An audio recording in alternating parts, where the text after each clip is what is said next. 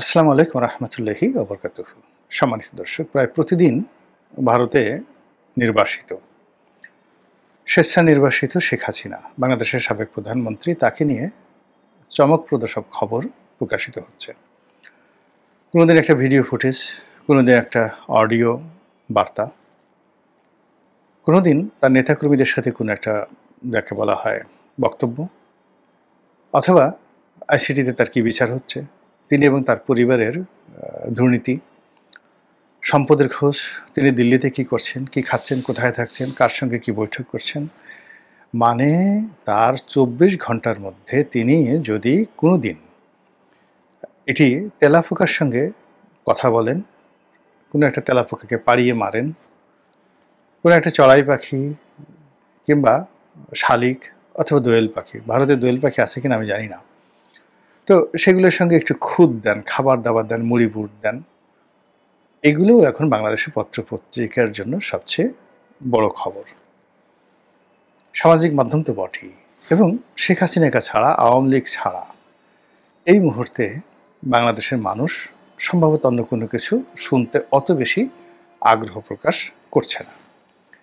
আলী রিয়াজ যে ঐক্যমত্য কমিশনে বৈঠক করছে, প্রধান নির্বাচন কমিশনার, অন্যান্য নির্বাচন যারা কর্মকর্তা রয়েছেন তাদের শপথ পড়াচ্ছেন, তারপরে ডক্টর মোহাম্মদ ইউনূস তিনি তার সাঙ্গপাঙ্গ নিয়ে আমেরিকা যাচ্ছেন, এসব কোনো খবরই মানুষ পাত্তা দিচ্ছে না। কিন্তু শেখ হাসিনাকে নিয়ে একটা ভিডিও করলে, তাকে নিয়ে একটা অডিও দিলে, তাকে নিয়ে যে কোনো একটা খবর দিলে, ভয় দেখালে, এই আসবে বা সে মরবে বা সে বাঁচবে, তারপর সে প্রতিশোধ নেবে ইত্যাদি যে কোনো একটা গসিপ, গল্প, এটি যদি ইন্টারনেটে ছেড়ে দেওয়া হয়, এটি যদি পত্রিকায় লেখা হয় বা টেলিভিশনে কোনো খবর, একটা প্রতিবেদন তৈরি করা হয়, সেটা মুহূর্তের মধ্যে হু হু করে ভিউ পেয়ে যায়। এবং এখন এই যে বাজারে যখন বলতে গেলে খবরের দুর্ভিক্ষ চলছে, কোনো ব্যাপারে মানুষের আগ্রহ নেই। এই সময়টিতে 10টা মার্ডার হয়ে গেছে, মানুষ ফিরে তাকাচ্ছে না। রেইফ হচ্ছে, আগুন লেগে যাচ্ছে, পাহাড়ে সেই খাগড়াছড়িতে প্রচণ্ড গোলাগুলি হলো, মারামারি হলো, দেশের কোনো মানুষের মাথা ব্যথা নেই। জেলখানাতে বড় বড় মানুষ মরে যাচ্ছে, তারপরে অনেকে অসুস্থ হয়ে যাচ্ছে, অনেককে জেলখানা থেকে আবার কোর্টে আনা হচ্ছে। প্রথম দিকে মানুষ দেখতো যে শাহজাহান খান কীভাবে হাসেন, তারপরে তার মাথায় যেভাবে হেলমেট পরানো হয়েছে, সেই হেলমেট কীভাবে তিনি, মানে যাকে বলে, মাথা ঝাঁকিয়ে ঝাঁকিয়ে হেলমেট ফেলে দেন, এই জিনিসগুলো নিয়ে মানুষের আগ্রহ ছিল। কিংবা ইউনূস, মানে ইউনূস সাহেব নয়, হাসানুল হক ইনু, উনি কীভাবে হাসেন, তারপরে উনি পাঞ্জাবি কীভাবে পরেন, তারপরে দীপুমণিকে কীভাবে হ্যান্ডকাপ পরানো হয়, আবার কীভাবে হ্যান্ডকাপ ছেড়ে দেওয়া হয়, দীপুমণি এখন কেন এত উৎফুল্ল, এই বিষয়গুলো নিয়ে মানুষের কোনো আগ্রহ নেই। বিচার চলছে শেখ হাসিনার, সেখানে যারা বিচার করছেন প্রতিদিন তারা খবর বানানোর চেষ্টা করছেন, নানা রকম বিবৃতি দিচ্ছেন, নানা রকম যুক্তিতর্ক উপস্থাপন করছেন, প্রতিদিন সাক্ষ্য গ্রহণ করা হচ্ছে, কিন্তু মানুষের আগ্রহ নাই। মানুষের আগ্রহ হলো দিল্লিতে বসে শেখ হাসিনা কি বলছেন। তারপরে শেখ হাসিনার সঙ্গে লন্ডনে আওয়ামী লীগের নেতাকর্মী, ফ্রান্সে আওয়ামী লীগের নেতাকর্মী, এসব কি হচ্ছে, এগুলো নিয়ে আলোচনা। বা ওই যে আওয়ামী লীগের একজন বুদ্ধিজীবী আছেন, তারপরে অ্যাক্টিভিস্ট, এটা আওয়ামী লীগের অ্যাক্টিভিস্ট বুদ্ধিজীবী নিঝুম মজুমদার, তিনি কবে কলকাতাতে এলেন, তারপরে সেখান থেকে তিনি আমেরিকাতে গেলেন, আমেরিকাতে গিয়ে তিনি আসলে কি করতে পারলেন কি পারলেন না, তারপরে সেখান থেকে তিনি ফ্রান্সে গেলেন, ফ্রান্সে গিয়ে পিনাকিকে তিনি চ্যালেঞ্জে জানালেন আইফেল টাওয়ারের সামনে দাঁড়িয়ে থেকে, তারপরে সেখানে তিনি সমাবেশ করলেন আওয়ামী লীগের লোকজনদেরকে নিয়ে। এসব নিয়ে সোশ্যাল মিডিয়াতে যত আগ্রহ, অপরদিকে যদি বাংলাদেশের কোনো একটা গুরুত্বপূর্ণ ব্যক্তির উপর বজ্রপাত হয়, ঠাড়া পড়ে, কিংবা কোনো একজন লোকের, মানে কি বলবো, সেই হার্ট অ্যাটাক হয়, মঞ্চের উপর চিত হয়ে পড়ে যায়, রাস্তায় চিত হয়ে পড়ে যায়, তাকে হাসপাতালে সে দিনের পর দিন বসে আছে, এই সমস্ত লোকজন সম্পর্কে এখন আর মানুষের কোনো আগ্রহ নাই। না থাকার কারণে মূলধারার যারা গণমাধ্যম রয়েছে, সেটা মানবজমিন বলেন কিংবা আমার দেশ বলেন, কালের কণ্ঠ বলেন, প্রায় সব পত্রপত্রিকাই খুব কৌশলে শেখ হাসিনাকে নিয়ে তারা নিউজ করছে। আপাত দৃষ্টিতে মনে হচ্ছে যে তারা শেখ হাসিনার বিরুদ্ধে নিউজ করছে, কিন্তু কার্যত এই নিউজগুলো শেখ হাসিনার পক্ষে চলে যাচ্ছে। শেখ হাসিনাকে নিয়ে যে ভয় দেখানো হচ্ছে, শেখ হাসিনাকে নিয়ে যে আতঙ্ক তৈরি করা হচ্ছে, তাকে কৌশলে যেভাবে আলোচনার মধ্যে রাখা হচ্ছে, এতে করে শেখ হাসিনার অপোনেন্ট যারা আছেন তারা ক্রমশ অন্ধকারের দিকে চলে যাচ্ছেন। এখন বেগম জিয়া কেমন আছেন, তার শরীরের অবস্থা কি, তার ফিরোজাতে দৈনিক কতজন লোক দেখা করতে যায়, এত বিএনপির যে সুসময়, সেই সুসময়টিতে বিএনপির কোন কোন নেতা সেই বেগম জিয়ার শারীরিক অবস্থার খোঁজখবর নিতে যান, এগুলো তো আসলে এই মুহূর্তে প্রধান খবর হওয়া উচিত। কিংবা তারেক রহমান সাহেবের বাংলাদেশে আগমন, তারপরে তিনি কি বললেন, কি করলেন, তার পরিকল্পনা কি, রাষ্ট্র গঠনে তার যে দফাগুলো রয়েছে সেই দফাগুলোর অবস্থা কি, ইত্যাদি বিষয়গুলো তো লিড নিউজ হওয়ার কথা, কিন্তু সেগুলো হচ্ছে না। বরং জনাব তারেক রহমান সাহেবকে তার কর্মকাণ্ড প্রচারের জন্য মূলত বিএনপির যে মিডিয়া সেলের যে পেজ রয়েছে বা তার নিজের যে ভেরিফাইড ফেসবুক পেজ রয়েছে, তার উপরই নির্ভর করতে হচ্ছে। অথচ শেখ হাসিনা পুতুলের সঙ্গে কি করছেন, তারপরে জয় কবে এলো, তাপসের সঙ্গে তার কোন জমানাতে কি কথা হয়েছিল, এসব কেন লিড নিউজ হচ্ছে, কেন এসবকে লিড নিউজ করা হচ্ছে? মূলত জনমনে এই বিষয়টা নিয়ে আতঙ্ক আছে, জনগণের মধ্যে এই বিষয়টা নিয়ে আগ্রহ আছে, এবং জনগণ এই বিষয়গুলো শুনতে চায়, বুঝতে চায়। এবং আমাদের দেশে একটা বিখ্যাত গান রয়েছে, আমি কষ্ট পেতে ভালোবাসি তাই তো বারে বারে তোমার কাছে ফিরে আসি, হাসানের সে বিখ্যাত গান। এখন শেখ হাসিনা আমাদেরকে যে ছ্যাঁকা দিয়েছেন, যে ধোঁকা দিয়েছেন, যেভাবে আমাদেরকে সাগরে ফেলে দিয়ে তিনি হেলিকপ্টারে করে চলে গেছেন, আমরা হেলিকপ্টারের মানে একটা রশি লাগিয়ে একটা ঢিলও ছুঁতে পারিনি তার হেলিকপ্টারের দিকে। অথবা তারা তিনি যে হেলিকপ্টারে করে গেছেন, সেই হেলিকপ্টার তো এখনো বাংলাদেশে আছে। তো জনগণের যদি রাগ থাকতো, তো সেই হেলিকপ্টারকে পাড়ায় মারা উচিত ছিল না? যে এই হেলিকপ্টার তোর এত বড় সাহস, তুই শেখ হাসিনাকে দিল্লিতে দিয়ে আসলি, আজ তোর একদিনকে আবার একদিন হালুম বলে হেলিকপ্টারের উপরে উঠে লাফিয়ে তার পাখাগুলো সব ভেঙে ফেলবো, এবং সারা হেলিকপ্টারের শরীরে কিছু করতে না পেলে ডিম মেরে হেলিকপ্টারকে লালে লাল করে দেবো, গোল গোল করে দেবো। আমরা পারছি সেই জিনিসগুলো? উনি তো আমাদেরকে ধোঁকা দিয়ে চলে গেছেন। কিংবা সেই হেলিকপ্টার যারা চালিয়েছেন, তারপরে ওই যে এক সামরিক কর্মকর্তা, তার এক যাকে বলে অডিও ফুটেজ ভাইরাল হলো, যিনি শেখ রেহানার সঙ্গে সালমান এফ রহমানের যাকে বলা হয় টেলিফোনের কথা বলিয়ে দিয়েছেন। কোথায় তিনি? আমরা কি তাকে কিছু করতে পেরেছি? কিংবা শেখ হাসিনার একজন খুব বড় কর্মকর্তা ছিলেন, তাকে এই সরকার রাষ্ট্রদূত নিয়োগ দিয়েছে।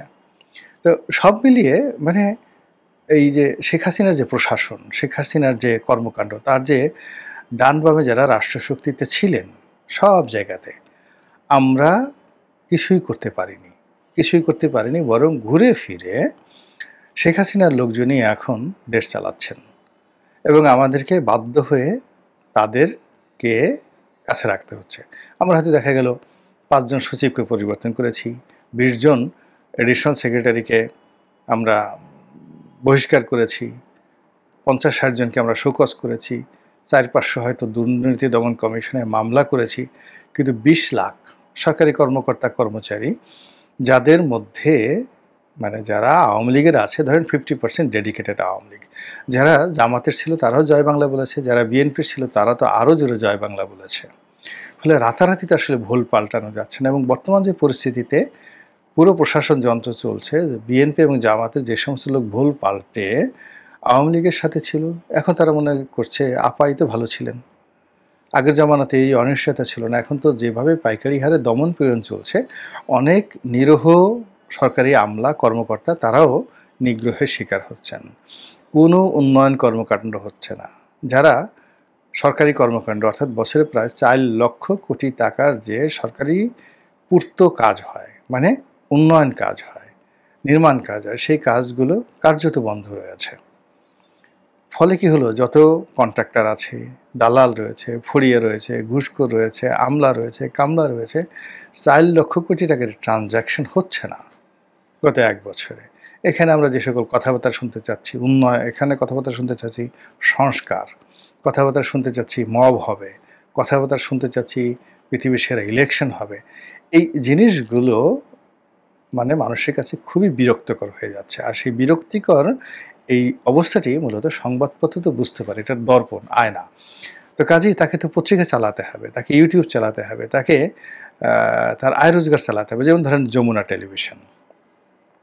এখন যমুনা টেলিভিশন যে বিজ্ঞাপন পায় বাংলাদেশে, সেই বিজ্ঞাপন দিয়ে তার অফিসের বিদ্যুৎ বিল হয় না, মানে ম্যানুয়ালি। কিন্তু সে যখন ইউটিউব থেকে যে টাকা পায়, সেই টাকা দিয়ে শুধুমাত্র যমুনা টেলিভিশন নয়, যমুনা গ্রুপ চলতে পারে। এত টাকা আমি শুনেছি যে প্রতি মাসে নাকি ১৫-২০ কোটি টাকা তারা শুধুমাত্র ইউটিউব থেকে পাচ্ছে। কয়েক কোটি টাকা বাংলাভিশন পাচ্ছে। একেবারে ছোট যে টেলিভিশন স্টেশনগুলো রয়েছে, তারাও এখন ইউটিউব কেন্দ্রিক যে তাদের প্রচার, অর্থাৎ একটা তারা টকশো করছে বা ভালো একটা অনুষ্ঠান করছে, সেটা জমে গেল, সেখান থেকে তারা যে টাকা পেল, একেবারে সবচেয়ে ছোট স্টেশনগুলো মাসে ৫০ লাখ টাকা তারা ইউটিউব থেকে ইনকাম করছে এবং সেটা দিয়ে তারা চলছে। ফলে ভিউ পাওয়ার জন্য এরা রীতিমতো পাগলামো করে থাকে। পত্রপত্রিকাগুলো, প্রায় সব পত্রপত্রিকাগুলো তারা এখন তাদের যে মাল্টিমিডিয়া ডিভিশন সেটিকে শক্তিশালী করেছে এবং সেগুলোর উপরে চলে। যেমন ধরেন কালের কণ্ঠ, মানবজমিন, আমার দেশ। এখন আমার দেশের সার্কুলেশন কয় হাজার হবে, আমি কথা বলে আমার দেশকে ছোট করতে চাচ্ছি না, যেহেতু সংবাদপত্রের যে অবস্থা আমি জানি। তা আমার দেশ পত্রিকায় বিক্রি করে এবং বিভিন্ন কোম্পানির বিজ্ঞাপন পেয়ে বা সরকারি বিজ্ঞাপন পেয়ে আমার দেশের অফিস ভাড়া এবং বিদ্যুৎ বিল হয় না। ফলে তাকে এই মাল্টিমিডিয়া দিয়ে, ভিডিও দিয়ে, এই ধরনের নিউজ দিয়ে ইউটিউব থেকে, ফেসবুক থেকে তাকে টাকা উপার্জন করতে হচ্ছে। এটা রিয়ালিটি। এজন্য চমৎকার সব খবর, যে খবর মানুষ শুনতে চায়, এবং সেই খবর নেতিবাচক বলেন, ইতিবাচক বলেন, ইতিবাচক বললেও শুনে, নেতিবাচক বললেও শুনে, সেটা শেখ হাসিনা। এখন সেই শেখ হাসিনাকে নিয়ে পত্রপত্রিকায় কয়েকটা রিপোর্ট করেছে। আমি মানব জীবনের একটা রিপোর্ট দেখলাম এবং সেই রিপোর্টে তিনি কবে কার সাথে কি কথাবার্তা বলেছেন নেতা কর্মীদের সাথে, এবং সঙ্গতির কারণেই একজন নেতা বলতেছে, আপা ওরা তো আমাকে পিটাইছে, আমাকে মারছে। তিনি তো বলছেন যে ঠিক আছে, পিটাইলে তোরাও পিটা, তোমরাও পিটাও। তারপরে জয় বলছে যে এখন থেকে ৩২ নম্বর যারা গ্রেপ্তার হয়েছে তাদের ঠিকানা, তারপরে হাজার হাজার লক্ষ লক্ষ এটা শেয়ার হচ্ছে। শেখ হাসিনা বলছে যে ১ কিল দিলে ২ কিল দেবে, ১ চাউল দিলে আর ১ চাউল দেবে, আর ছাড়াছাড়ি নাই। মানে এই জায়গাগুলো, এটা যদি শেখ হাসিনার জায়গায় গেদু হতো, ধলা হতো, এবং সে যদি একেবারে অনুল্লেখ্য গ্রামের একটা মেম্বার হতো, তারপর শেষে এলাকাতে সে টিকতে না পেরে অন্য জায়গায় গেছে, তার এলাকার বাড়ির লোকজন তাকে টেলিফোন করে এই কথাগুলো বলছে, তিনি তখন তাদেরকে উৎসাহ জাগানোর জন্য এই কথাগুলোই বলতেন। তো শেখ হাসিনাও এখন কি করছেন, তিনি ভারতের মাটি ব্যবহার করে ভারতে বসে বসে তিনি কি করবেন, সকল নেতাকর্মীদের সাথে কথা বলছেন।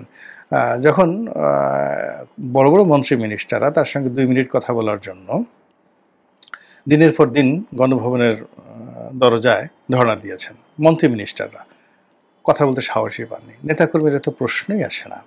তো সেই ক্ষেত্রে এখন দেখা গেল যে তিনি নিজে সেই কুড়িগ্রামের হয়তো কোনো ইউনিয়নের যুবলীগের সভাপতির সাথে কথা বলছেন, যে পালিয়ে আছে ঢাকাতে, যে টেলিফোন করছেন শেখ হাসিনাকে, সবার সঙ্গে তিনি কথা বলছেন। তো কথাবার্তা বলার পরে সেই কথা আবার কখনো কখনো শেখ হাসিনার লোকজন ছড়িয়ে দিচ্ছে, কখনো কখনো যিনি কথা বলছেন তিনি ছড়িয়ে দিচ্ছেন, কখনো কখনো গোয়েন্দা সংস্থাগুলো ছড়িয়ে দিচ্ছে। আর সেগুলো নিয়ে আমরা এই যে ভিডিও বানাচ্ছি, কন্টেন্ট তৈরি করছি, এবং শেখ হাসিনা বাংলাদেশকে উত্তাল করে দিচ্ছে, এবং শেখ হাসিনা বাংলাদেশকে গৃহযুদ্ধের দিকে ঠেলে দিচ্ছে। এবং ওই যে কুড়িগ্রামের যারা যুবলীগের লোকজন, যারা এলাকার শিবিরের ভয়ে, তারপরে শেষে এলাকার শিবিরের ভয়ে, ছাত্রদলের ভয়ে, সমন্বয়কদের ভয়ে যে এলাকায় থাকতে পারছে না, সে ঢাকা শহরে এসে শেখ হাসিনার সাথে কথা বলে এমন শক্তি অর্জন করেছে, সেই শক্তি দিয়ে সে এখন বাংলাদেশে একটা গৃহযুদ্ধ করে ফেলবে। দেশ বিদেশ থেকে AK-47 থেকে শুরু করে যত রকম রকেট লঞ্চার রয়েছে, সে সমস্ত আমদানি করে তারপর সে শেষে গৃহযুদ্ধ করবে। গৃহযুদ্ধ করতে হলে তো তাকে সেনাবাহিনীর সঙ্গে যুদ্ধ করতে হবে, পুলিশের সঙ্গে যুদ্ধ করতে হবে, তারপরে প্রতিপক্ষ বিএনপি, জামাত তাদের সঙ্গে যুদ্ধ করতে হবে। এটা তো একটা চারটিখানি বিষয় নয়। ফলে যে খবরগুলো হচ্ছে সেই খবরগুলো মূলত আমাদেরকে ভয় দেখানোর জন্য, বিনোদন করার জন্য এবং নিজেদের কাটতি বাড়ানোর জন্য। এর বাইরে এর কোনো যাকে বলা হয় নিউজ ভ্যালু রয়েছে, রাজনৈতিক গুরুত্ব রয়েছে বলে আমি ব্যক্তিগতভাবে মনে করি না। মহান আল্লাহ আমাদের সবাইকে হেদায়েত দান করুন। আসসালামু আলাইকুম প্রিয় দর্শক, আমি গতকাল একটা কন্টেন্ট করেছিলাম, সেখানে ডক্টর মোহাম্মদ ইউনূসের যে ইন্টারভিউটা নিয়ে বেশ আলোচনা হচ্ছে, যে জিটিইওর সাংবাদিক মেহেদী হাসানকে দেওয়া ইন্টারভিউটা, সেটা নিয়ে আমি কথা বলেছিলাম। এবং কালকে আমি বলেছিলাম যে বিভিন্ন মিডিয়াগুলো, আমাদের মিডিয়াগুলো কি হেডলাইন করছে, এবং আমি বলেছিলাম যে আওয়ামী লীগের নিষিদ্ধ, ওনাদের স্থগিতাদেশ যেটা আছে, আওয়ামী লীগের কার্যক্রমের ওপর যে নিষেধাজ্ঞা আছে, সেটা শিগগিরই উঠে যাবে বলে বিভিন্ন মিডিয়ায় যেতে পারে বলে বিভিন্ন মিডিয়ায় যেভাবে বলা হচ্ছে, আসলে বিষয়টা ওরকম নয়। উনি এটা মানে আমি বলেছিলাম, কিন্তু উনি কথার মার পেঁচে কিছু কিছু শব্দ উচ্চারণ করেছেন মাত্র। যাই হোক, এটা নিয়ে এখন আবার আজকে দেখলাম যে আবার বিভিন্ন মিডিয়াতে বিভিন্ন জনের বক্তব্য ছাপা হচ্ছে। সেখানে দেখলাম আইন উপদেষ্টা বলেছে যে অদূর ভবিষ্যতেও আওয়ামী লীগের নিষেধাজ্ঞা উঠে যাওয়ার কোনো সম্ভাবনা নেই। নির্বাচনের আগে তো নেই, নির্বাচনের পরেও নেই। এটা হলো আসিফ নজরুল সাহেবের বক্তব্য। তো আসিফ নজরুল সাহেব কি প্রধান উপদেষ্টার বক্তব্য বুঝেন নাই? উনি বুঝেছেন ঠিকই, উনি বুঝেই কথাটা বলেছেন। আমিও কালকে এই কথাই বলেছিলাম যে আসলে নাই সম্ভাবনা কোনো। কিন্তু আমাদের মিডিয়াগুলো কেন এটাকে বারবার শিরোনাম করলো, কেন এটাকে বারবার ফলাও করে প্রচার করার চেষ্টা করলো, এটা আমার বুদ্ধিতে কুলায় না। এটা নিয়ে আমি কথা বলেছিলাম। কিন্তু প্রশ্ন হলো, আসলে ডক্টর ইউনূস কী বলেছেন এটা নিয়ে আমরা তো আমার মতো করে পড়েছি, আমার মতো করে বিভিন্ন ওনার বক্তব্য শুনেছি। দেখলাম আমার কন্টেন্টে কেউ কেউ আবার এরকম কমেন্টও করেছেন, অনেক জ্ঞানী লোক, যে আমি নাকি ইংরেজি কিছুই বুঝি না, এরকম কমেন্ট অনেক করেছেন। যাই হোক, সেটা হতে পারে, আমি হয়তো বেশি বুঝি না, কিন্তু অর্থটুকু। আমি আবার আজকে দেখলাম যে প্রথম আলো ওনার ইন্টারভিউটা হুবহু ছাপিয়ে দিয়েছে অনুবাদ করে। তার সঙ্গে আবার মিলিয়ে নিলাম, মিলিয়ে নিয়ে দেখলাম যে না, আমি যেটা বলেছি সেটাই প্রথম আলো লিখেছে। তার মানে প্রথম আলো ইংরেজি বোঝে না, এটা হতে পারে, আমি জানি না। যাই হোক, তো প্রথম আলোর সঙ্গে আমার বক্তব্যটা মিলে গেছে। সেখানে কী বলেছে আমি এবার একটু বলতে চাই, এই কারণে যে প্রথম আলো অনুবাদটা আমার নিজের কাছে পছন্দ হয়েছে। সেই অনুবাদটা আপনাদের সঙ্গে আমি একটু শেয়ার করতে চাই কয়েকটা প্রসঙ্গে, মানে কেবলমাত্র আওয়ামী লীগ প্রসঙ্গে, যে আওয়ামী লীগকে উনি কী বলেছেন। মেহেদী হাসান এক পর্যায়ে ওনাকে জিজ্ঞাসা করেছেন যে একটা রাজনৈতিক দল, হ্যাঁ, একটা গোষ্ঠীর মানুষকে নির্বাচনে অংশ নেওয়া থেকে নিষিদ্ধ করাটা কতটা গণতান্ত্রিক। এই প্রশ্নের উত্তরে ডক্টর ইউনূস কী বলেছেন? দেখুন, নির্বাচন কমিশন এই সিদ্ধান্ত নিয়েছে, তারা এটা করেছে দলটির চরিত্র ও সম্ভাবনা দেখে, যে তারা পুরা নির্বাচনকে বাধাগ্রস্ত করবে, তাই তারা ভেবেছে এটা না করাই ভালো। খেয়াল করবেন, তার মানে নির্বাচন কমিশন করছে কাজটা, উনি করেন নাই। তো উনি কীভাবে করলেন না সেটা তো আমি কালকে ব্যাখ্যা করেছি, যে একটা রাজনৈতিক দলে যদি আপনি কর্মকাণ্ড স্থগিত করে দেয়, তাহলে তার নির্বাচন কেমন করে করবে? যদি নির্বাচন কমিশনকে কিছু করার দরকার পড়ে না। যাই হোক, তারপরে মেহেদী হাসান বলেছেন, কিন্তু আপনি অস্বীকার করতে পারবেন না যে বাংলাদেশে তাদের লাখ লাখ সমর্থক আছেন। ডক্টর ইউনূস বললেন, আমি লাখ লাখ বলবো না, তাদের সমর্থক আছে, কিন্তু কতজন অবশিষ্ট আছে তা আমি জানি না। কারণ সমর্থক এমন একটি বিষয় যে আপনি খুব ক্ষমতাধর, আমি সবসময় আপনার সামনে মাথা নত করি, কারণ আপনি ক্ষমতাধর। আমি একজন সমর্থক হয়ে তা করছি না। কথাটা খেয়াল করেন, মারাত্মক কথা। কিন্তু এখানে দুটো প্রসঙ্গ আমি নিয়ে আলোচনা করব।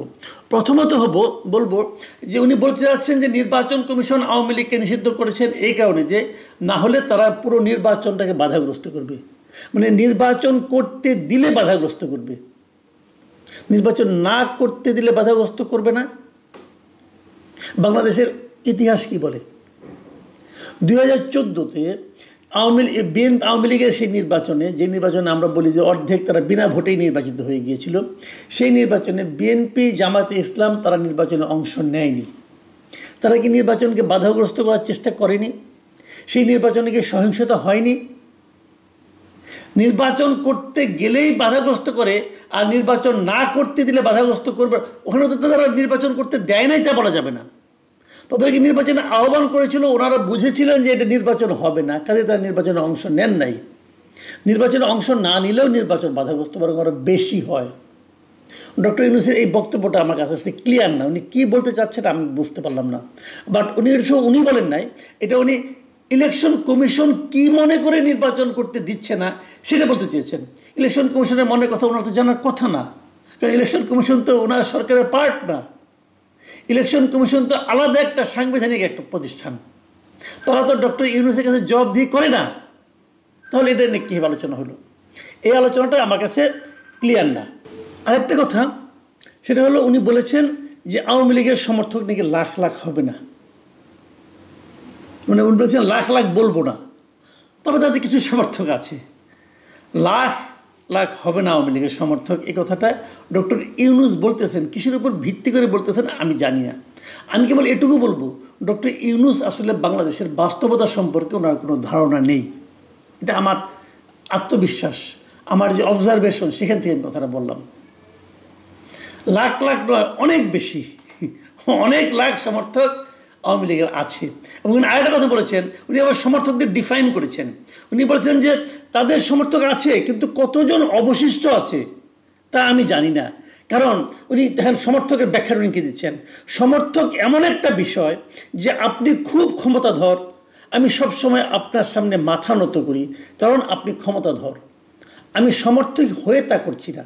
মানে উনি বলতে চাচ্ছেন যে আমি যে আপনার সামনে মাথা নত করছি এটা আমি সমর্থক হয়ে করছি না, আপনি ক্ষমতাধর বলে আমি এরকম একটা ভান করছি। ভালো কথা। আমি একটা মাত্র সিম্পল একটা উদাহরণ দেব ওনাকে। একদিন আগে সাবেক মন্ত্রী, শিল্পমন্ত্রী নুরুল মজিদ হুমায়ুন মারা গেছেন, নরসিংদী ওনার বাড়ি। ওনার কোনো ক্ষমতা আছে এখন? নাই। ওনার জানাজায় কত হাজার লোক হয়েছে দেখেছেন? যে কোনো একটা পত্রিকা খুলে দেখে নেন, সোশ্যাল মিডিয়াতে দেখা যাচ্ছে।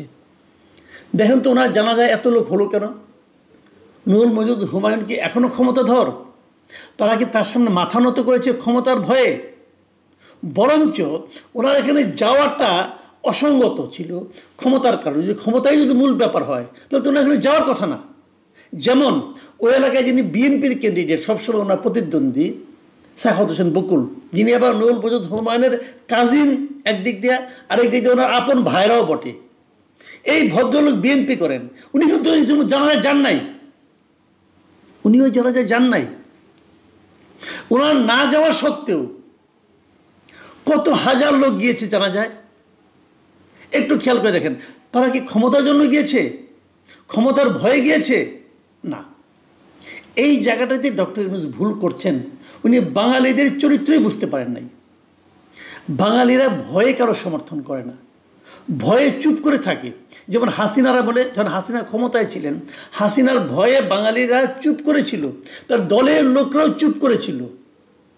ভয়ে চুপ করে থাকে, ক্ষমতার কাছে ভয় পায়। ভালোবাসে মানুষটাকে, আর ভালোবাসে অসহায়কে, ভালোবাসে নির্যাতিতকে। নুরুল মজিদ হুমায়ুন যখন ক্ষমতায় ছিলেন, উনি কি ভালো করেছেন আমি জানি না, উনি কি খারাপ করেছেন সেটাও আমি জানি না। আমার সঙ্গে ওনার ক্ষমতা থাকাকালীন কখনো দেখা সাক্ষাৎ হয় নাই। আওয়ামী লীগের মন্ত্রী ছিলেন, খারাপ করতেই পারেন, দুর্নীতি করতেও পারেন, এটা নিয়ে বিচার হতেই পারে, আমার কোনো আপত্তি নেই। কিন্তু বাট আমার কথা হলো, যখন উনি বন্দী তখন তার সঙ্গে যে আচরণটা করা হয়েছে, মৃত্যুর পরেও তার হাতে হাত করা কিন্তু লাগানো ছিল ভাই। এই যে ঘটনাগুলি, এই ঘটনাগুলি মানুষের মনে তার প্রতি এক ধরনের সমবেদনা তৈরি করেছে, এবং তারই প্রতিফলন তার জানাজায় হাজার হাজার লোকের উপস্থিতি। বুঝতে হবে ভাই, নুরুল মজিদ হুমায়ুন যদি, আমি একটা হাইপোথেটিক্যাল কথা বলি, উনি যদি ক্ষমতায় থাকাকালীন মন্ত্রী হিসেবে মৃত্যুবরণ করতেন, তাহলে যদি এত লোক হতো, তখন আপনি বলতে পারতেন এই লোকগুলি ভয়ে গিয়েছে। কিন্তু এখন তো উনি কেউ না, নোবডি।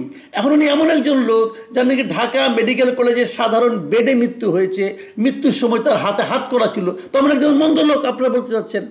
এই সরকার তাকে মন্দ লোক এবং অগুরুত্বপূর্ণ লোক হিসাবে উপস্থাপন করেছে। সেই মন্দ এবং অগুরুত্বপূর্ণ লোকটার জানাজায় এত লোক হলো কেন? ভয়ে? ডক্টর ইউনূসকে বুঝতে হবে সমর্থনটা কোত্থেকে আসে।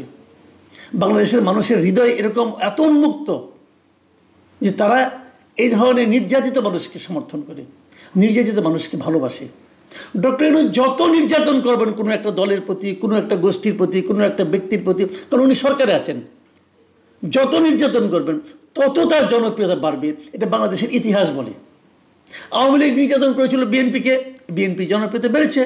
আওয়ামী লীগ নির্যাতন করেছিল জামাতে ইসলামকে, জামাতে ইসলাম জনপ্রিয়তা বেড়েছে। এই সরকার নির্যাতন করছে আওয়ামী লীগকে, আওয়ামী লীগেরও জনপ্রিয়তা বাড়ছে। কি বলবেন? এইটাই হলো বাংলাদেশের মানুষের চরিত্র। এটা ডক্টর ইউনূসও বোঝেন নাই, ওই ডক্টর আসিফ নজরুলও বোঝেন নাই। বুঝতে একটু সময় লাগবে। যখন ক্ষমতায় কেউ চলে যায় না, তখন সে ভার্চুয়ালি জনগণ থেকে দূরে সরে যায়। আর যখন জনগণ থেকে দূরে একবার সরে যায়, সে জনগণের পালস বুঝতে পারে না।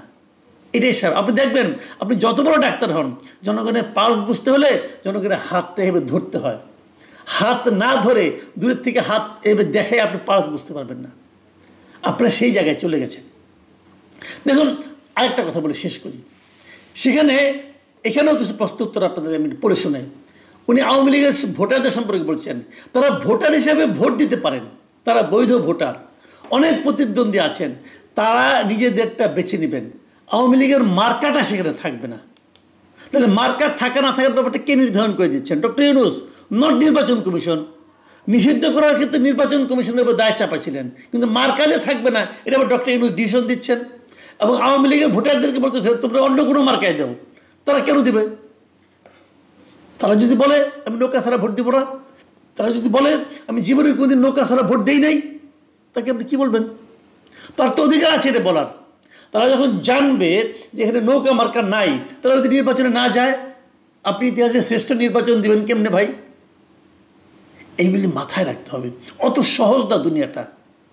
দেখুন, একটা কথা বলেছে, কিন্তু মেজর হাসান একটা প্রশ্ন করেছে এরপরে, কিন্তু এটা কি ভালো হবে?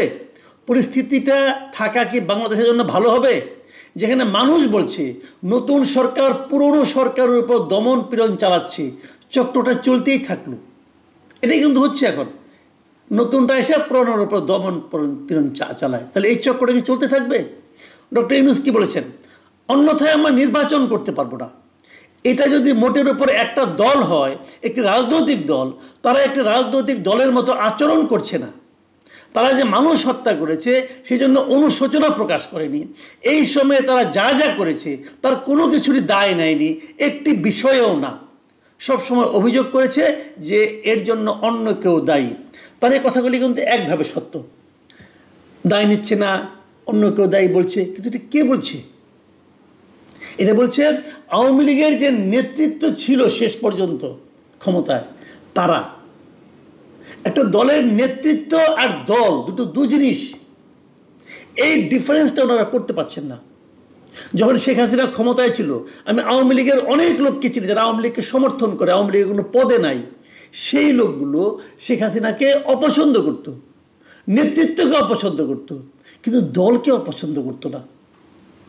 কাজেই নেতৃত্বের যে দায়, নেতৃত্বের যে অপরাধ, তার শাস্তি যদি আপনি দলের উপর দেন, তাহলে আপনি অনেক মানুষের উপর অবিচার করার চেষ্টা করছেন। এই জিনিসটা মাথায় রাখতে হবে।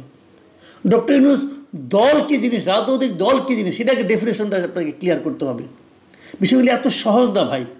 সরকারের কি ডেফিনেশন, সরকারের কি কাজ, সেটাও তাকে বুঝতে হবে। উনি তো সরকার আছেন। তো এই বিষয়গুলো কিন্তু সামনে যত দিন যেতে থাকবে তত ক্লিয়ার হতে থাকবে, তত মানুষের মনকে এই বিষয়গুলো কিন্তু প্রভাবিত করতে থাকবে।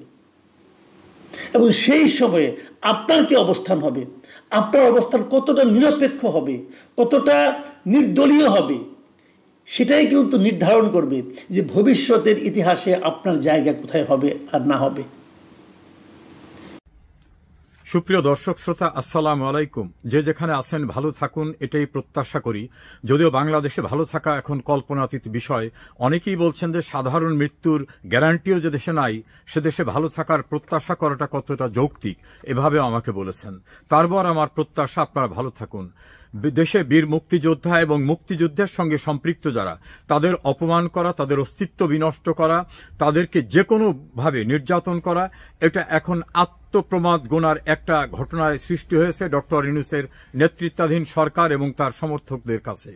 যেভাবে একজন বীর মুক্তিযোদ্ধা, 5 বারের নির্বাচিত সংসদ সদস্য, 2 বারের মন্ত্রী, অত্যন্ত নির্ঝঞ্ঝাট সজ্জন মানুষ নুরুল মজিদ মাহমুদ হুমায়ুনকে মৃত্যুর পূর্বে নির্যাতন, মৃত্যুর পরে যাতে ভালোভাবে তার জানাজাটা পর্যন্ত হতে না পারে সেজন্য যে নগ্ন কাজ সরকার করেছে সেটা আপনারা দেখেছেন। আজকে আরেকজন বীর মুক্তিযোদ্ধার সঙ্গে যে জঘন্যতম আচরণ করা হচ্ছে সেটা নিয়ে আপনাদের সঙ্গে কথা বলবো। প্রিয় দর্শক শ্রোতা, বাংলাদেশের নির্বাচিত মহামান্য রাষ্ট্রপতি মোহাম্মদ শাহাবুদ্দিন, ডাকনাম চুপ্পু, তিনি নিয়মতান্ত্রিক উপায়ে, সাংবিধানিক উপায়ে নির্বাচিত দেশের রাষ্ট্রপতি। এই মহামান্য রাষ্ট্রপতিকে বিভিন্ন সময়ে অশ্লীল অশ্রাব্য ভাষায় গালিগালাজ করে, চাপ সৃষ্টি করে, বঙ্গভবনের সামনে মানববন্ধন করে, জোর করে তাকে তাড়িয়ে দেওয়ার চেষ্টা করে ব্যর্থ হওয়ার পরে এখন সরকার নতুন আরেকটি পলিসিতে গিয়েছে। এটাকে বলা যেতে পারে প্রচণ্ডভাবে একটা হিপোক্রেসি, ভণ্ডামি। সেটা হচ্ছে তাকে অপমান করা, অপমানের মধ্য থেকে তিনি যাতে আত্মসম্মান রক্ষার্থে বিদায় হয়ে যান এমন চেষ্টা শুরু হয়েছে। তেমনি একটি ঘটনা নিয়ে আপনাদের সঙ্গে আলোচনা করব। বীর মুক্তিযোদ্ধা শাহাবুদ্দিন, তিনি কি কৌশলগত অপমান, অপদস্থ হওয়ার ভয়ে নির্বাচিত পদ থেকে সরে যাবেন? এ প্রশ্ন অনেকেই করেছেন। আসুন সেটা নিয়ে আজ আমরা কথা বলি। মহামান্য রাষ্ট্রপতি 28 সেপ্টেম্বর পররাষ্ট্র উপদেষ্টা তৌহিদ সাহেবকে একটা চিঠি লিখেছেন। সেই চিঠির কন্টেন্টসটাকে আগে আপনাদের সামনে তুলে ধরি। তিনি লিখছেন, প্রিয় সহকর্মী, আসসালামু আলাইকুম। আমার দেহের উত্তাপ প্রশমন এর জন্য এবং আপাতত আমার স্বস্তির জন্য আমার প্রতিক্রিয়া আপনাকে অবহিত করছি। আমি বিস্মিত এবং স্তম্ভিত। তিনি বলেছেন, আমার দেহের উত্তাপ প্রশমন এবং আপাতত আমার স্বস্তির জন্য আমার প্রতিক্রিয়া আপনাকে অবহিত করছি। আমি বিস্মিত এবং স্তম্ভিত। তিনি উল্লেখ করেছেন, রাষ্ট্রপতির আসনে আসীন এবং দায়িত্ব পালনরত দেশের রাষ্ট্রপতি যেন অপদস্থ না হয় সেজন্য কি কৌশলী পদক্ষেপ নেওয়া যেত না, তিনি প্রশ্ন করেছেন। জি, বিশ্বব্যাপী বাংলাদেশের কূটনৈতিক অফিস থেকে আমার ছবি অপসারণের ঘটনার কথা আমি উল্লেখ করছি। আমি রাষ্ট্রপতি হিসাবে সাংবিধানিক দায়িত্ব নিষ্ঠার সঙ্গে পালন করে আসছি। সরকারকে সর্বাত্মক সহযোগিতা করছি। স্বাধীনতার পর হতে অদ্যাবধি যা হয়নি আমি তাও করছি। প্রায় অর্ধশতাধিক অর্ডিন্যান্স জারি করে সরকারকে আইনগত পূর্ণ সহযোগিতা করছি। সরকার আইনগতভাবে সবল অবস্থানে আছে। 5 আগস্ট হতে 8 আগস্ট 2024 তারিখ পর্যন্ত দেশের সংকটকালে আমার কার্যক্রম ও প্রণিধানযোগ্য। পরবর্তী সময়ে সরকারের উত্থাপিত সকল কার্যক্রমে আমার অবস্থান স্বতঃস্ফূর্ত এবং ইতিবাচক। তবে কেন, তিনি প্রশ্ন রেখেছেন, ছবি অপসারণের ক্ষেত্রে এরূপ দৃষ্টিকটু উদ্যোগ নেওয়া হল? আমার পোর্ট্রেট না, বলছেন যে জিরো পোর্ট্রেট নীতি সরকার অনুসরণ করছে, তা আমার সমর্থন আছে। আমি তো আবদার করি নাই যে আমার ছবিকে দায় মুক্তি দিতে হবে। আমার ছবি অপসারণের ক্ষেত্রে এই নীতি কৌশলে বাস্তবায়ন করলে গণমাধ্যমের খোরাক হওয়া এড়ানো যেত। এক্ষেত্রে মানসিকভাবে আমার পূর্ণ সহযোগিতা থাকত। এক রাতের মধ্যে প্রতিযোগিতামূলকভাবে মানে কে কার আগে ছবিটি নামাবে রাষ্ট্রপতির, আমার ছবিটি অপসারিত হয়ে শুধু গণমাধ্যমের উপজীব্য নয়, বরং সামাজিক যোগাযোগ মাধ্যমে বিশ্বব্যাপী আমার সম্মান ভুলুণ্ঠিত করা হল। মুক্তিযুদ্ধে অবদান রাখা একজন সচেতন নাগরিক ও বীর মুক্তিযোদ্ধা হল অপমানিত। আমার কোনো অনুযোগ নাই, তবে আছে বুকভরা আর্তনাদ। মহামান্য রাষ্ট্রপতি এই চিঠিটি পররাষ্ট্র উপদেষ্টাকে পাঠিয়েছেন। তার বুক ভরা আর্তনাদ, তার হতবাক হওয়া, তার স্তম্ভিত হওয়ার ঘটনা এই সরকার ঘটিয়েছে। বিভিন্ন স্থানে মহামান্য রাষ্ট্রপতির ছবি থাকবে, এটা সাংবিধানিক বিধিবিধান। সংবিধান তো পরিবর্তিত হয়নি। হঠাৎ করে ফোন করে সারা দুনিয়ায় বাংলাদেশের হাই কমিশন সহ বিভিন্ন দপ্তর সংস্থাকে থেকে তার ছবি সরিয়ে ফেলতে বলা হলো। ক্যাবিনেটের একটা মিটিংয়ের পরে, ক্যাবিনেট উপদেষ্টা পরিষদের মিটিংয়ের পরে এই প্রশ্ন সাংবাদিকরা করার পরে তারা অস্বীকার করেছিলেন, কিন্তু বাস্তবতা এই কাজটি করা হয়েছে। মহামান্য রাষ্ট্রপতির ছবি সরিয়ে ফেলার ঘটনায় তিনি নিজে হতবাক, স্তম্ভিত এবং বিস্মিত হয়েছেন। রাষ্ট্রপতি হিসাবে নয়, দেশের একজন সচেতন নাগরিক এবং বীর মুক্তিযোদ্ধা হিসাবে তিনি অপমানিত হয়েছেন, একথা উল্লেখ করেছেন। প্রতিযোগিতামূলকভাবে মানে কে কার আগে ছবিটা নামাবে, এই নগ্ন নোংরামিটি এই সরকার করিয়েছে, অথচ তারা অস্বীকার করছে। মহামান্য রাষ্ট্রপতির এই চিঠিটি তার সাক্ষ্য বহন করে। কতটা নিচে নামতে পারে, কতটা হীনমন্যতা এই সরকারের, তার পরিচয় মিলেছে মহামান্য রাষ্ট্রপতির এই অপমানিত হওয়া, বিস্মিত হওয়া, হতবাক হওয়া, অপদস্থ হওয়া এবং তার বুকের আর্তনাদ থেকে। ওনারা ভুলে গেছেন সংবিধানে কোনো সুযোগ না থাকা সত্ত্বেও মহামান্য রাষ্ট্রপতি সুপ্রিম কোর্টের রেফারেন্সের পরে তিনি তাদেরকে সংবিধান বহির্ভূতভাবে নিয়োগ করেছেন প্রধান উপদেষ্টা এবং অন্যান্য উপদেষ্টা। যিনি নিয়োগ করেন তিনি কিন্তু নিয়োগ বাতিলও করতে পারেন। কলমের এক খোঁচায় এই নিয়োগ বাতিল হওয়া সম্ভব, কারণ এই নিয়োগ রাষ্ট্রপতির প্রেরোগেটিভ। তার সর্বোচ্চ ক্ষমতার দ্বারা তিনি করেছেন সংবিধানে না থাকা সত্ত্বেও। তিনি যদি সংবিধানের বিধিবিধানের আলোকে, কারণ সংবিধানের সংরক্ষক কিন্তু মহামান্য রাষ্ট্রপতি, তিনি যদি একটি চিঠি, এতটুকু না 4 লাইনের চিঠি ইস্যু করে দেন যে আমি যে অ্যাপয়েন্টমেন্ট দিয়েছিলাম, আমি যে নিয়োগ করেছিলাম, সেই নিয়োগ আমি বাতিল করে দিলাম। ডক্টর মোহাম্মদ ইউনূস, আপনি জনগণের ভোটে আসেন নাই। এই মহামান্য রাষ্ট্রপতি বীর মুক্তিযোদ্ধা মোহাম্মদ শাহাবুদ্দিন আপনাকে দয়া করে নিয়োগ করেছেন। তার দয়ায় বসে আপনি আজকে তাকে অপমানিত করছেন, তার ছবি সরিয়ে দিতে চাচ্ছেন, সুকৌশলে নিজে তাকে অপমান করছেন। বিদেশ সফরের পরে দীর্ঘ রেওয়াজ এবং বিধান অনুসারে রাষ্ট্রপতিকে অবহিত করা, সে বিষয়টি আপনি করেন না।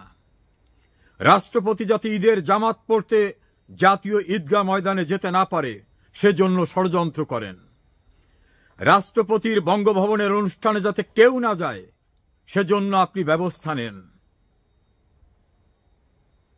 আপনাকে অপসারণকৃত 1 মিনিট না 10 সেকেন্ডের বিষয়, রাষ্ট্রপতির একটি স্বাক্ষরই যথেষ্ট। জনাব মোহাম্মদ তৌহিদ হোসেন, আপনার কর্তৃপক্ষের নির্দেশ আপনার দপ্তর থেকে প্রতিপালিত হয়েছে। আপনি কি জানেন কোনো অন্যায় নির্দেশ প্রতিপালন করতে আপনি বাধ্য নন? আপনি কি জানেন আপনার নিয়োগটি মহামান্য রাষ্ট্রপতির দয়ায়, আপনার কোনো আইনগত ভিত্তি নাই, এটা কি জানেন? আপনার নিয়োগকর্তা মহামান্য রাষ্ট্রপতি এবং আপনাদের এই কথিত সরকারের প্রধান উপদেষ্টা, তিনিও মহামান্য রাষ্ট্রপতির দয়ায় নিয়োগ পেয়েছেন। আপনি কি জানেন সংবিধান সর্বোচ্চ আইন, সংবিধান অনুসারে অন্তর্বর্তীকালীন সরকার নামে কোনো সরকার নাই, কোথাও প্রধান উপদেষ্টা বা উপদেষ্টা নামক কোনো পদ নেই, জানেন কিনা? আশা করি জেনে থাকার কথা। না জানলে বাংলাদেশের সংবিধানটা পড়বেন। এখনো শেখ হাসিনা আইন অনুসারে প্রধানমন্ত্রী। যে সংসদ ভেঙে দেওয়া হয়েছে, ভাঙার প্রক্রিয়া বৈধ ছিল না। সংসদ নেত্রীর লিখিত অনুরোধ ছাড়া সরকার বা রাষ্ট্রপতি সংসদ ভাঙতে পারেন না। প্রধানমন্ত্রীর পদত্যাগ ছাড়া সরকারের কোনো নির্বাহী প্রধানের নিয়োগ হতে পারে না। সম্পূর্ণরূপে বেআইনি, সংবিধান পরিপন্থীভাবে আপনাদের অবস্থান। এই সংবিধান পরিপন্থী অবস্থান রাষ্ট্রদ্রোহিতার অপরাধ। মহামান্য রাষ্ট্রপতি হচ্ছেন একমাত্র বৈধ সাংবিধানিক রাষ্ট্রপ্রধান। মনে রাখবেন, তাকে অপমান করে, অপদস্থ করে তাড়াবার চেষ্টা করে লাভ হবে না। আপনাদের আদর্শিক পূর্বসূরীরা অর্থাৎ পাকিস্তানিরা এই মহামান্য রাষ্ট্রপতি, বীর মুক্তিযোদ্ধা মোহাম্মদ শাহাবুদ্দিনরা যুদ্ধ করে তাদের পরাজিত করে নাকে খত দিয়ে ঐতিহাসিক সোহরাওয়ার্দী উদ্যানে পাকিস্তানি সেনারা তাদের অক্সিলারি ফোর্স অর্থাৎ রাজাকার আল বদর আল শামস তারাও সারেন্ডার করেছিল। তাদের পরাজিত করাদের একজন কিন্তু মোহাম্মদ শাহাবুদ্দিন, এবং তিনি ক্যান্টনমেন্টের ভিতর থেকে আসা বা আপনাদের মতো ভোট ছাড়া ক্ষমতায় আসা ব্যক্তি নন। সাংবিধানিক উপায়ে নির্বাচিত তিনি রাষ্ট্রপতি। এই অপমানের বদলা আপনাদের অবশ্যই পেতে হবে। আর আমরা প্রত্যাশা করব রণাঙ্গনের বীর মুক্তিযোদ্ধা মোহাম্মদ শাহাবুদ্দিন চুপ্পু, এ জাতি আপনাকে সর্বোচ্চ মর্যাদা দিয়েছে, কারণ জাতির শ্রেষ্ঠ সন্তান বীর মুক্তিযোদ্ধারা। আর জাতি রাষ্ট্রের সর্বোচ্চ পদ রাষ্ট্রপতি পদে আপনাকে গণতান্ত্রিক প্রক্রিয়ায় আমরা নির্বাচিত করেছি। আপনার কম্পিত হওয়ার কারণ নাই, আপনার স্তম্ভিত হওয়ার কারণ নাই। প্রয়োজন হলে আপনি সাংবিধানিক ক্ষমতা চর্চা করবেন, প্রয়োজন এদেরকে বিদায় দেবেন। সে সময় বোধহয় আপনাকে আমন্ত্রণ জানাচ্ছে। মহামান্য রাষ্ট্রপতি, মুক্তিযুদ্ধের বীর সেনানী আপনি, দেশমাতৃকার শত্রুমুক্ত করা, পরাধীনতার শৃঙ্খল ভেঙে ফেলা যার কাজ, তিনি পরাভব মানবেন না। সেটাই আমাদের। আমরা বরাবরই বলে আসছি যে ডক্টর মোহাম্মদ ইউনূস ক্ষমতা ছাড়তে চান না। তিনি নানান টাল বাহানায় যতদূর সম্ভব ক্ষমতাটা রাখতে চান, এবং প্রথম দিকে আমরা শুনেছিলাম তার উপদেষ্টারা বলেন বা তার এনসিপি সবাই স্যারকে 5 বছর 10 বছর রাখতে চায় আর কি। সংস্কার নানান উছিলায় তারা আসলে ক্ষমতায় স্যারকে রাখতে চায় এবং নির্বাচন তারা দিতে চায় না। কিন্তু রাজনীতির বিভিন্ন ঘটনায় একটা পর্যায়ে দেখা গেল যে চাপের মুখে তিনি বলতে বাধ্য হয়েছেন যে তিনি ফেব্রুয়ারির ফার্স্ট হাফে নির্বাচন দেবেন এবং নির্বাচন দিয়ে তিনি চলে যাবেন, কোনো পদ বা পরবর্তীতে কোনো দায়িত্বে থাকবেন না।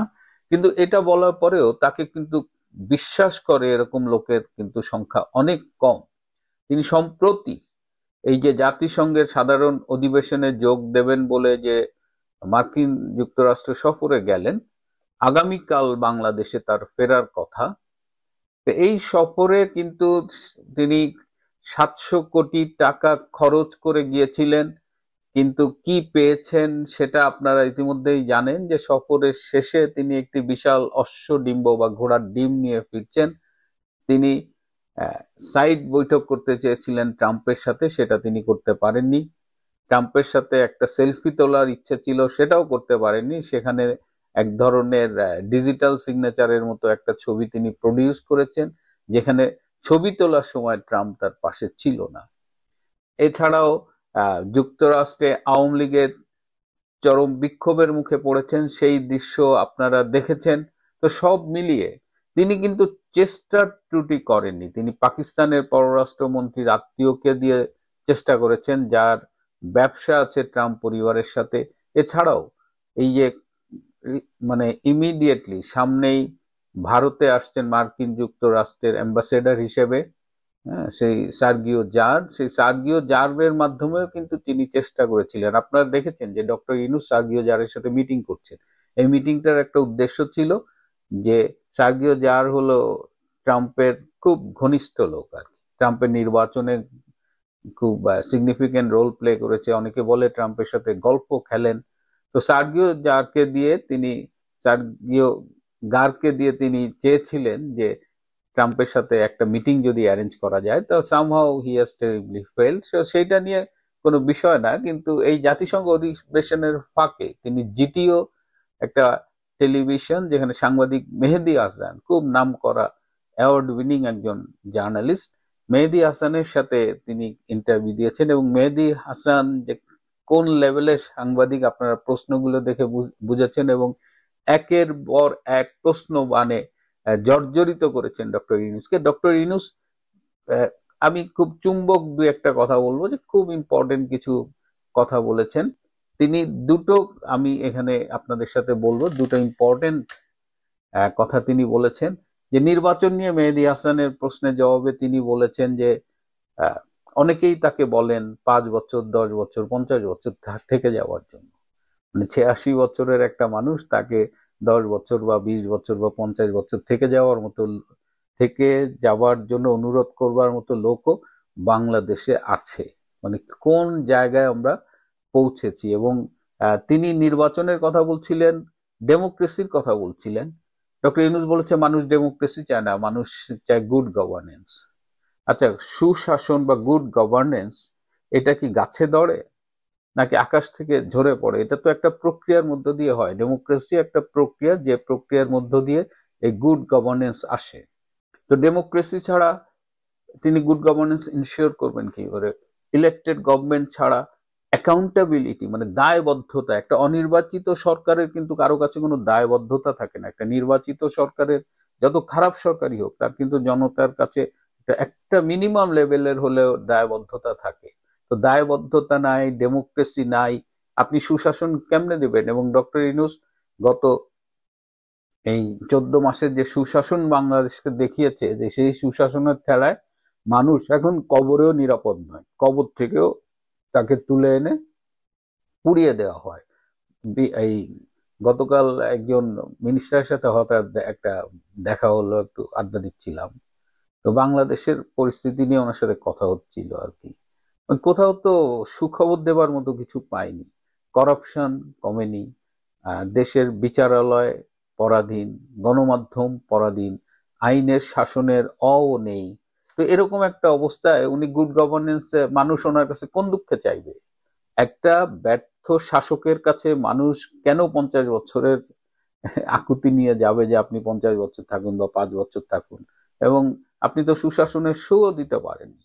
তো তিনি নির্লজ্জের মতো এটা বলে গেলেন। আরো মানে এর চেয়েও বেশি ইন্টারেস্টিং কথা তিনি বলেছেন, আওয়ামী লীগের এই যে বর্তমানে কার্যক্রম নিষিদ্ধ, তো আওয়ামী লীগ ব্যান্ড করা প্রশ্নের উত্তরে তিনি বলেছেন, তো আওয়ামী লীগ তো ব্যান্ড করা হয়নি, আওয়ামী লীগের কার্যক্রম সাময়িকভাবে নিষিদ্ধ করা হয়েছে এবং এটা যে কোনো দিন আবার সচল করা হতে পারে। এই কথাটা বলে তিনি কিন্তু আবার এই নিজেদের শিবিরে একটা আগুন লাগাই দিচ্ছে আর কি। আমাদের এই যে হাসনাত আব্দুল্লাহ কালাপাঠা, এই কালাপাঠা তো এটা নিয়ে খুব গরম হয়ে গেছে আর কি। আবার গণপরিষদের সাধারণ সম্পাদক কি রাশেদ দেখলাম, সেও খুব ক্ষুব্ধ হয়েছে এবং বলেছে যে উপদেষ্টারা বরং এই আওয়ামী লীগের দায়িত্ব নিক। তারা এমনকি প্রধান উপদেষ্টা চাইলেও আওয়ামী লীগের দলের দায়িত্ব নিয়ে দলটাকে পুনর্গঠনে সহায়তা করতে পারে। মানে তারা, এবং ইউনূস এই কথা বলেছে, এই পুরা ইউনূস শিবিরে এই নিয়ে আতঙ্ক চলতেছে। এটা কারণ হলো যে কোনো কারণে যদি আওয়ামী লীগ ফিরে আসে তাহলে তো একেবারে মানে এদের কি হবে এই চিন্তা, এদের ঘুম নাই। কিন্তু ডক্টর ইউনূস এই কথাটা কেন বললেন? এই যে আওয়ামী লীগ ব্যান করা হয়নি, এটা সাময়িকভাবে কার্যক্রম স্থগিত এবং এটা যে কোনো সময় আবার সচল করা হতে পারে, এটা বলার দুটো কারণ আছে। একটা হলো যে তিনি মার্কিন স্টেট ডিপার্টমেন্টের সাথে মিটিং করেছেন এবং সেই মিটিংয়ে তিনি জামাত, এনসিপি, বিএনপির নেতৃবৃন্দকে নিয়ে গিয়েছিলেন এবং যখন আগামী নির্বাচন নিয়ে কথা উঠেছে তিনি বলেছেন যে আমরা সবাই মিলে নির্বাচন করছি। এবং কালকেও আমি দেখলাম যে বাংলাদেশের নির্বাচনের ব্যাপারে বিদেশি সংস্থার পক্ষ থেকে বলা হচ্ছে একটা ফ্রি, ফেয়ার এবং পার্টিসিপেটরি নির্বাচন চায়। মানে এখানে ইনক্লুসিভ নির্বাচনটা কিন্তু যারা বাংলাদেশের নির্বাচন নিয়ে মাথা ঘামাচ্ছে, যেসব বিদেশি শক্তি, তাদের অভিধানেও কিন্তু ইনক্লুসিভ শব্দটা নাই। এবং পার্টিসিপেটরি এই ব্যাখ্যা আপনারা জানেন যে বাংলাদেশে জাতিসংঘের যে আবাসিক প্রতিনিধি আছে তিনি একদিন দিয়েছিলেন যে সবাই ভোট দিলেই সেটা পার্টিসিপেটরি হয়। তো সবাই ভোট দিলে, সব পার্টি অংশগ্রহণ না করলেও যদি পার্টিসিপেটরি হয়, তাহলে শেখ হাসিনার আমলের নির্বাচন নিয়ে তো আর কোনো বিতর্কের সুযোগ থাকে না। তো এই এই যে এই অবস্থায় মার্কিন স্টেট ডিপার্টমেন্ট থেকে বলা হয়েছে যে নির্বাচনটা সবাইকে নিয়ে করতে হবে, ইনক্লুসিভ নির্বাচন।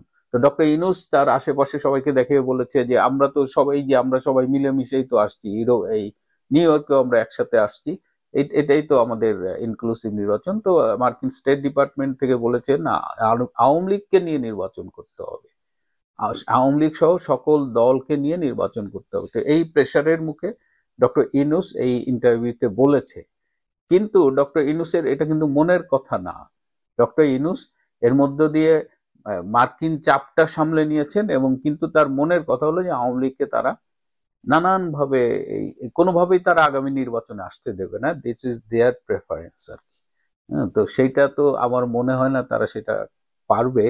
কিন্তু তারা আওয়ামী লীগকে ঠেকাতে পারুক না পারুক, আওয়ামী লীগের আগমনের সম্ভাবনায় হাসনাত আব্দুল্লাহ, রাশেদ খান এদের প্যান্ট ভেজা শুরু হয়ে গেছে আর কি। এরা কে কোথায় পালাবে আমি জানি না, কিন্তু আওয়ামী লীগ তো ফিরে আসবেই আর কি। ডক্টর ইউনূস থাকবে কিনা সেই প্রশ্ন নিয়েও এখন আলোচনা হচ্ছে। আরো অনেক আলোচনা আছে, সেগুলো পরে বলবো। আজ এ পর্যন্তই। ভালো থাকবেন, সুস্থ থাকবেন, তার চেয়েও জরুরি হলো নিরাপদে থাকবেন। সবাইকে অনেক ধন্যবাদ।